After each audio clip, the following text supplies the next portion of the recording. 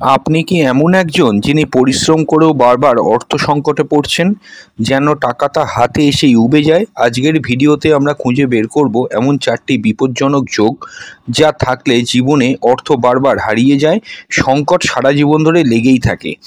এই যোগগুলো জন্মছকে কোথায় থাকে, অত্যন্ত ইম্পর্টেন্ট ভিডিও। প্রথম থেকে শেষ অবধি ভিডিওটা দেখবেন। কেন থাকে, কিভাবে কাজ করে, এই যোগগুলো জন্মছকে যে থাকে সেখান থেকে মুক্তির উপায় কি, সব আলোচনা করব আজকের এই ভিডিওর মধ্যে। ট্রু সায়েন্টিফিক অ্যাস্ট্রোলজি ইউটিউব চ্যানেলে আপনাদের প্রত্যেককে ওয়েলকাম জানাচ্ছি।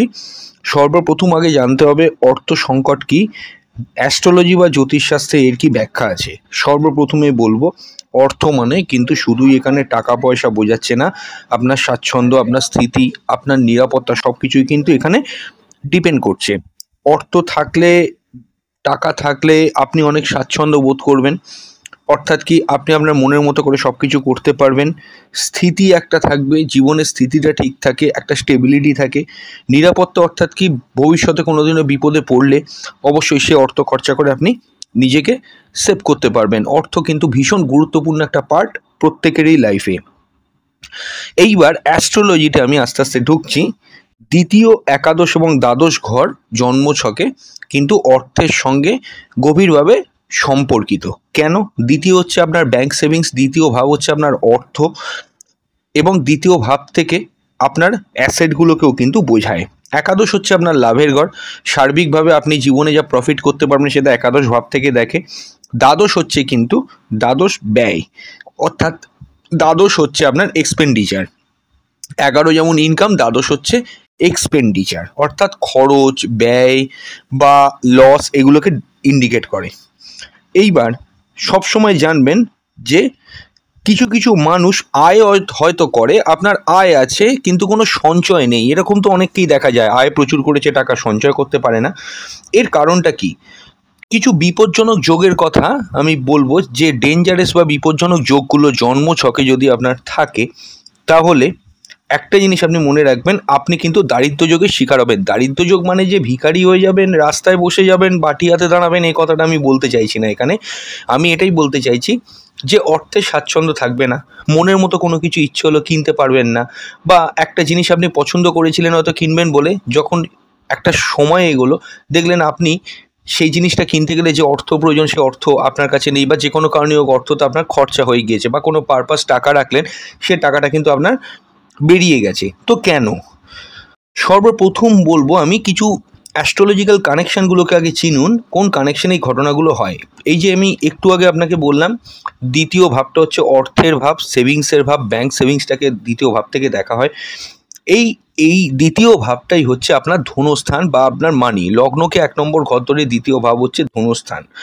যদি কোনোভাবে দ্বিতীয়ভাবে রাহু অবস্থান করে, ভালো করে বুঝবেন, দ্বিতীয় ভাব হচ্ছে ব্যাংক সেভিংস, সেখানে যদি রাহুর মতো সর্বগ্রাসী লোভের একটা গ্রহ, সর্বগ্রাসী একটা গ্রহ রাহু, অশুভ গ্রহ রাহু কোনোভাবে যদি দ্বিতীয়ভাবে অবস্থান করে, আপনি জেনে রাখবেন আপনি টাকা জমাতে পারবেন না। মানি যতবার রাখবেন, টাকা যতবার রাখবেন, অর্থ খরচা হয়ে যাবে।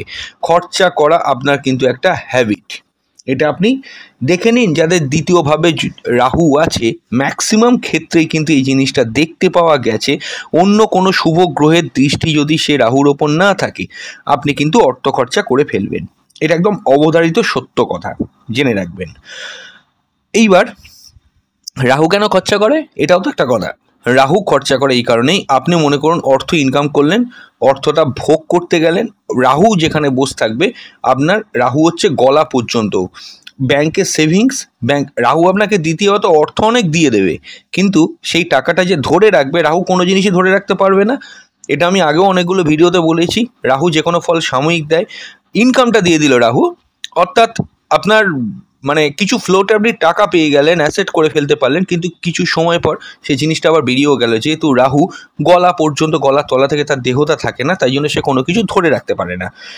দ্বিতীয় হচ্ছে কি, যদি কোনোভাবে শনির ক্ষতিকারক কোনো জায়গা চলে আসে দ্বিতীয়ভাবে, শনি যদি নিচস্থ হয় দ্বিতীয়ভাবে, অর্থাৎ মীন লগ্নের ক্ষেত্রে এটি একমাত্র সম্ভব, বা শনি খুব দুর্বল কোনো গ্রহের যোগে দ্বিতীয়ভাবে অবস্থান করে, তাহলেও কিন্তু খরচের মাত্রা অত্যাধিক বেশি হয়ে যায়। এগুলি কিন্তু দারিদ্র যোগের লক্ষণ। অনেকে মনে করে দারিদ্র যোগ মানে রবি শুক্রে দারিদ্র যোগটা কি বলা হচ্ছে, সর্বক্ষেত্রে সেটা নয়। আমি রবি শুক্র দারিদ্র যোগটা নিয়েও কিন্তু বলে দিচ্ছি।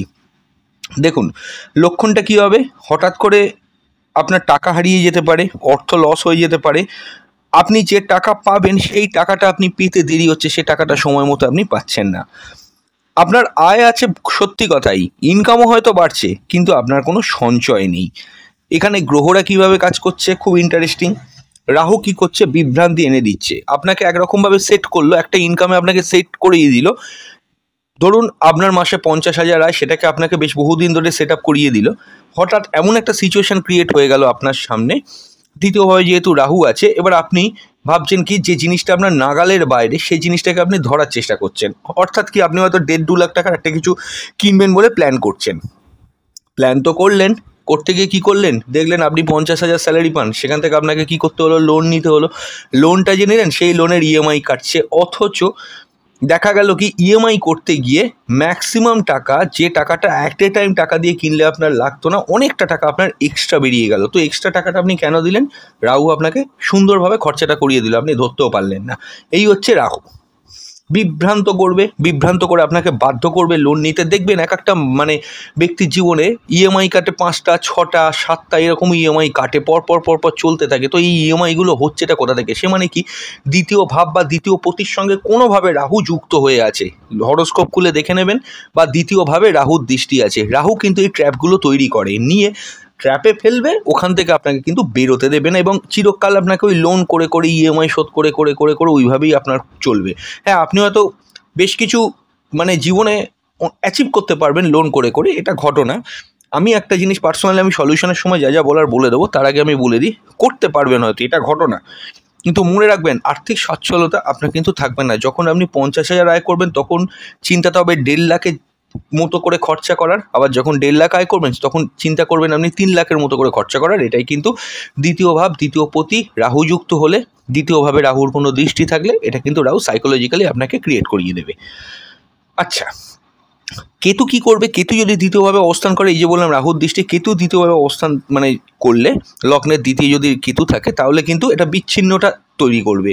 সেভিংসের জায়গা থেকে আপনাকে কিন্তু সরিয়ে নিয়ে আসবে। কিছু গুপ্ত পথে টাকা ইনকাম, সে টাকাটা আবার খরচা হয়ে যাচ্ছে, একটু সঠিকভাবে ইনকাম হচ্ছে না, এই জায়গাগুলো কিন্তু কেতু ক্রিয়েট করে।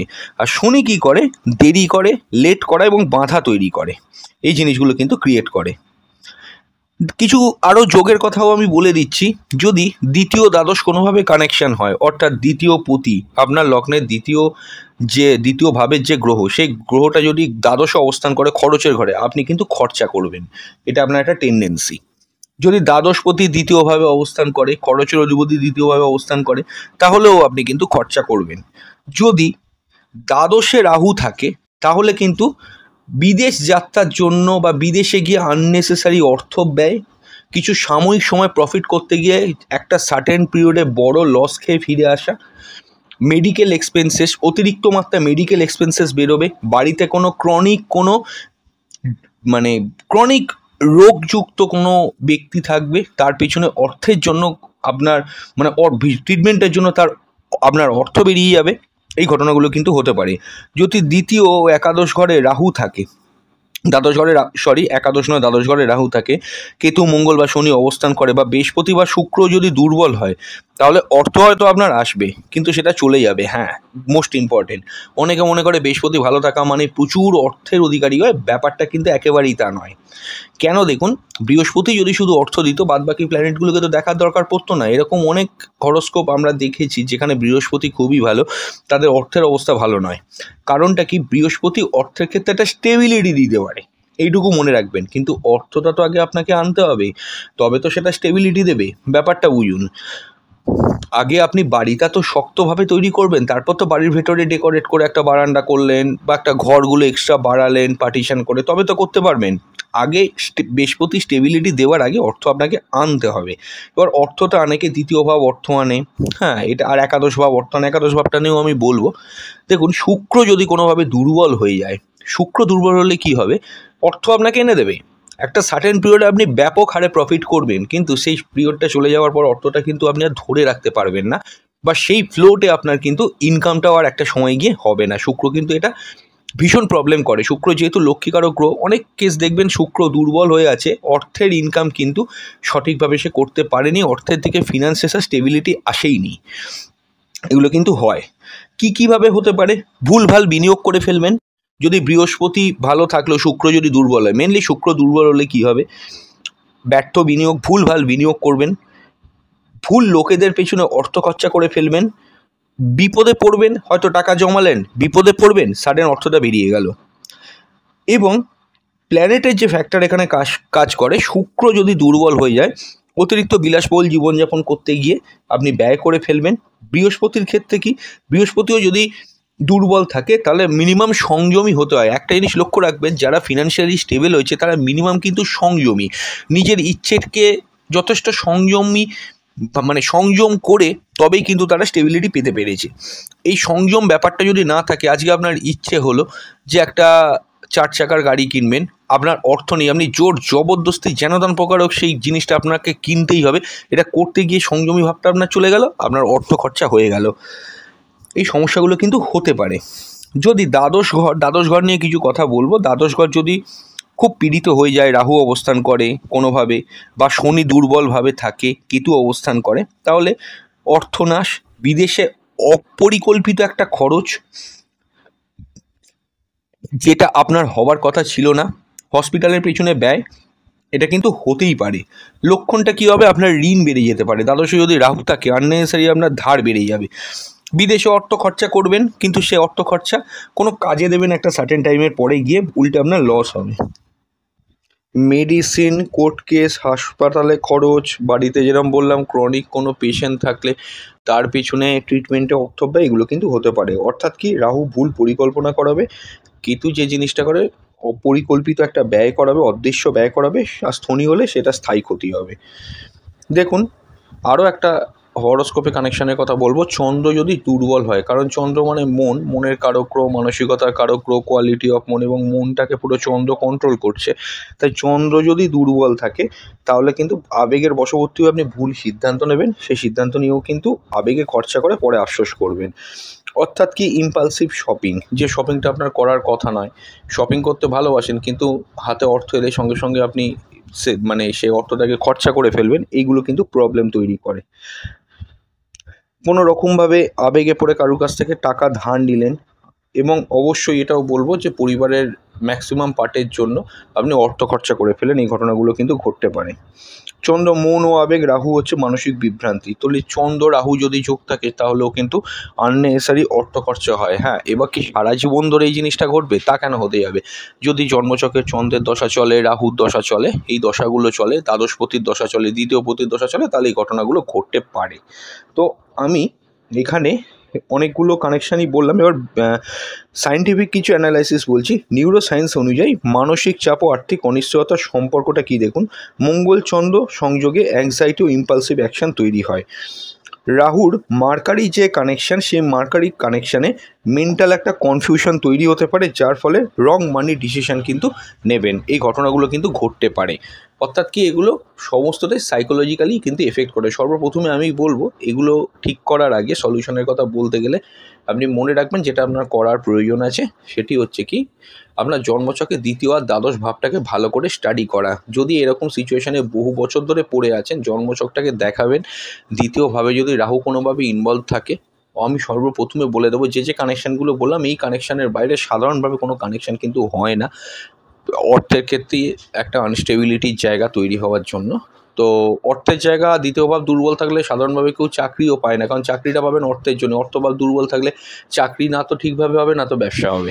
এক্ষেত্রে আমি অ্যাটলিস্ট মনে করি যে সবার আগে রাহু যদি দ্বিতীয় থাকে, আমি বলবো কি, কাঁচা ইনভেস্টমেন্ট কাঁচা সেভিংস রাখবেন না, ফিক্সড অ্যাসেটে ইনভেস্ট করুন, গোল্ডে ইনভেস্ট করুন, কোনো অ্যাসেটে ইনভেস্ট করুন, বা এফডি করুন 5-6 বছরের জন্য।